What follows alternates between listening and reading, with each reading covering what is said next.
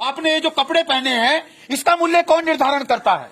ये जो मोबाइल है इसका मूल्य कौन निर्धारण करता है? जो उसे बनाता है वही करता है ना। तो जब किसान गन्ना बनाता है, जब अनाज उगाता है, तो उसकी कीमत कौन निर्धारण करना चाहिए? किसान को, लेकिन नहीं करना चाहिए। इसलिए ये कानून कहता है कि आपके जो प्रोडक्ट होगा, आपकी जो फसल होगी, उसका मूल्य निर्धारण करने का जो काम होगा वो लाला करेगा। वो नहीं लेगा आपका 50 रुपए भी, वो कहेगा ये फीका गन्ना है, इसको नहीं मैं लूंगा। वो कह नहीं सकता ऐसा। स्वामीनाथन की एक रिपोर्ट कहती है कि धान को 1 क्विंटल धान को उगाने में 3600 रुपया खर्च होता है किसान का, तो उसको कितना मिलना चाहिए? 1 क्विंटल धान को उगाने के लिए 3600 रुपया खर्च होता है। आप देख लीजिए, पहले पौध बोते हैं बीज को, फिर पौध उखाड़ते हैं, फिर उसको लगाते हैं, फिर उसमें खाद डालते हैं, कितनी बार निराई करते हैं। मैं भी किसान का बेटा हूं। 3600 रुपया 1 क्विंटल धान में चावल बनाने में आपका खर्च होता है। और आपका कितना रेट है अभी? धान का क्या रेट है जी? 1500-1600 रुपया। मतलब आपका आधा मूल्य मिल रहा है। और स्वामीनाथन की रिपोर्ट क्या कहती है? किसान को जितना उसका खर्च होता है 1.5 गुना मिलना चाहिए। अरे कम से कम थोड़ा तो दो, बचत तो होनी चाहिए ना। तभी तो किसान खेती में अपना मुंह रगड़ेगा, तभी तो अपने खून पसीने को बहाएगा, नहीं तो क्यों उसमें करेगा वो?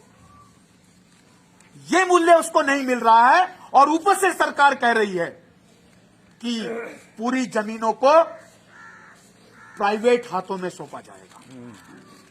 बाबा साहब अंबेडकर भी कह रहे थे कि सारी जमीन का राष्ट्रीयकरण कर दो, उद्योगीकरण कर दो।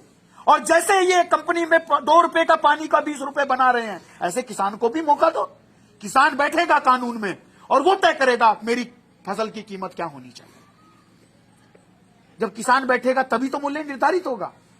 और जिसका बाप किसान नहीं है, जिसके औलादे किसान नहीं है, वो बैठ के संसद में बैठ के उद्योगपतियों के, उन करोड़पतियों के, उन पूंजीपतियों के साथ मिलके हमारे लिए कानून बना रहा है। क्या ये लोकतंत्र है? इसलिए राष्ट्रपिता ज्योतिबा फूले साहब कह रहे थे 200 साल पहले, है मेरे किसान और मजदूर, जब तेरे ऊपर जुल्म होगा तो तू उठाना कोड़ा और मारना जुल्मी की कमर पे कस के। उस किताब में लिखा है ज्योतिबा फूले ने, और लिखा उस किताब में, मारना उसको, उसकी कमर पे कोड़ा कस के, जो तेरे ऊपर जुल्म करेगा, तेरे हक और अधिकार को खाने की कोशिश करेगा। और यह भी कहा, और अगर तेरा ही किसान, तेरा ही मजदूर तेरे साथ नहीं आता है तो उसको भी मारना कोड़ा कस के, क्योंकि वो तेरा साथ नहीं दे रहा है, तुझे बर्बाद करने के लिए दुश्मन के साथ मिल रहा है। हम भी आपको कोड़ा मारने आए हैं कि जागो। और अगर आज नहीं जागोगे तो जो बच्चा आज खिचड़ी खा के मर रहा है वो कल इससे भी बदहाली में जाएगा। बात बाबा साहब अंबेडकर की करते हो, रैदास की करते हो। घंटी बजाने से नहीं रैदास खुश होता है, घंटी बजाने से पेरियार खुश नहीं होने वाले हैं, अंबेडकर आने वाले नहीं हैं। 36 करोड़ देवी देवता, अल्लाह, ईश्वर, गॉड, कोई आने वाला नहीं है। उन्होंने सोचो क्या कहा था। डॉक्टर अंबेडकर कह रहे थे, जाओ अपनी दीवारों पे लिखो हम इस देश के हुक्मरान बनेंगे। गडरिया जात में पैदा होने वाला पेरियार इस देश के मूल निवासियों को सत्ता में लाना चाहते थे, इस देश की कुर्सी पे अधिकारी डीएम बनाना चाहते थे। माता अहिल्याबाई होलकर भी गडरिया जात में पैदा होके, हमारे मूल निवासी समाज में पैदा होके इस देश से छुआछूत को खत्म करना चाहती थी। सबके लिए उन्होंने अस्पताल बनाए, सबके लिए उन्होंने विश्रामालय बनाए। और ज्योतिबा फूले ने सबसे पहला जो स्कूल 1848 में खोला, इससे पहले आपके बच्चों को पढ़ने का अधिकार नहीं था, स्त्री शूद्रो विद्या नाद्यताम के आधार पे, और उसका नाम उन्होंने अहिल्या आश्रम रखा। अहिल्याबाई, माता अहिल्याबाई होलकर के नाम से पहला स्कूल भारत में खुला, जिसमें चमार, पासी, खटीक, जाट, गुजर, अहिर, गडरिया, सैनी पढ़ सकते थे। उससे पहले नहीं पढ़ सकते थे, महिलाएं पढ़ सकती थी। और बात हम कर रहे हैं अपने पुरखों की। रविदास की बात करती है। क्या कहा रविदास ने? मन चंगा तो कटौती में गंगा। और हमने मतलब लगाया कि गंगा की जय जयकार करते रहो।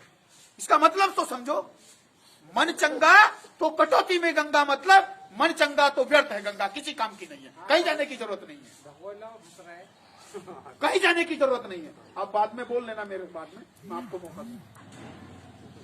अरे उन्होंने सोचो क्या कहा था, ऐसो चाहूं राज में मिले सबन को अन, छोट बड़ो सब सम बसे रविदास रहे प्रसन्न। है मेरे समाज के लोगों, रविदास कह रहे हैं, है मेरे समाज के लोगों, मैं ऐसा राज चाहता हूं जिस राज्य में कोई भूखा ना हो, छोटे बड़े अमीर गरीब सारे बराबर बसते हैं, सबके पास रोजगार हो। ऐसो चाहूं राज में मिले सबन को अन्न, सबको अन्न मिलना चाहिए, सबके पास रोजगार हो, सबके पास नौकरी हो, छोटे बड़े सब बराबर बसे। ऐसा नहीं होना चाहिए कोई गांव में शहर में घुसे और गली में घुसते ही पता लग जाए ये चमार का मकान है, ये भंगी का मकान है, ये गडरिये का मकान है, ये जाट का मकान है और ये बामन का मकान है।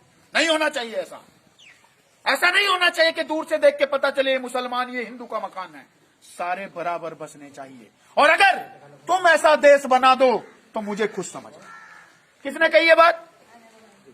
जिसकी घंटी बजाते हैं हम, अभी अप्रैल फरवरी में बजाएंगे और एक साल फिर सो जाएंगे खिचड़ी खा के, हलवा खा के। क्या उसने हलवा खाने से कुछ होना था? उसने तो बताया मैं ऐसा राज चाहता हूं मिले सबन को अन्न, छोट बड़ो सब सम बसे रविदास रहे प्रसन्न। रविदास तब प्रसन्न होगा जब तुम ऐसा दे बेगम पूरा देश, बिना गम वाला देश। बताइए किसके पास गम नहीं है आज? सबके पास गम है। और कैसे बनाने का सूत्र दिया? जात जात में जात है जैसे केलन के पात, रविदास मनुष्य ना जुड़ सके जब तक जाए ना जात। जात पात के फेर में उलझ रहे सब लोग, मानुषता को खात है रविदास जाति को रोग। जाति को क्या बताया? क्या बताया? रोग बताया। और हम क्या कर रहे हैं? गर्व से कहो हम चमार हैं, गर्व से कहो हम गडरिये हैं, गर्व से कहो हम जाट हैं, हम गुजर हैं, हम अहीर हैं, हम ब्राह्मण हैं। तो होते रहो। बाबा साहब कह रहे थे एनिलेशन ऑफ कास्ट करो, जाति को बीज नाश करो। पेरियार कह रहे थे जाति को नष्ट करो। फूले कह रहे थे जाति को नष्ट करो। रैदास कबीर नानक कह रहे थे जाति को नष्ट करो। हम कह रहे हैं गर्व करो। तो अगर जाति पे गर्व करोगे तो जाति खत्म होगी कि बनी रहेगी? मतलब नाम तो रविदास का ही होगा लेकिन काम चुटियाधारी आतंकवादी का होगा। बात उसकी मानेंगे और नाम अंबेडकर का लेंगे। क्या दो नाव में चलने वाला आदमी कभी जिंदा बच सकता है? डूबेगा, मरेगा और मछलियां उसको निगल जाएगी। इसलिए एक पथ पे चलने की कोशिश करने के लिए कि अगर बात पुरखों की करनी, अहिल्याबाई होलकर की करनी, पेरियार की करनी, अंबेडकर, रैदास, कबीर, नानक की करनी है, फूले की करनी है, तो फिर एक ही रास्ते पे चलना होगा। या तो सबको बराबर अधिकार देने वालों के लिए, या फिर सबके ऊपर एक ब्राह्मण को बैठाने का राज लाना होगा। और लाओ फिर अखिलेश यादव कुर्सी से उठेगा और उसको गाय के मूत्र से धुला जाएगा। बनाओ फिर ऐसा राज। उसी राम राज्य में जिसमें शंभुक की गर्दन कटती थी, फिर तुम्हारी भी कटेगी। फिर गडरिया गाय और भैंस चराता रहेगा, चमार जूता बनाता रहेगा। 2 कौड़ी का जूता जब बनता था तब हम चमार थे, तब हम गडरिये थे। जब हम गाय चरा करके, वो भेड़ चरा करके उसके ऊन उतारते थे, जब हम उसके कपड़े बनाकर हम झुलाए थे, और तब हम बर्तन बनाते तो कुम्हार थे।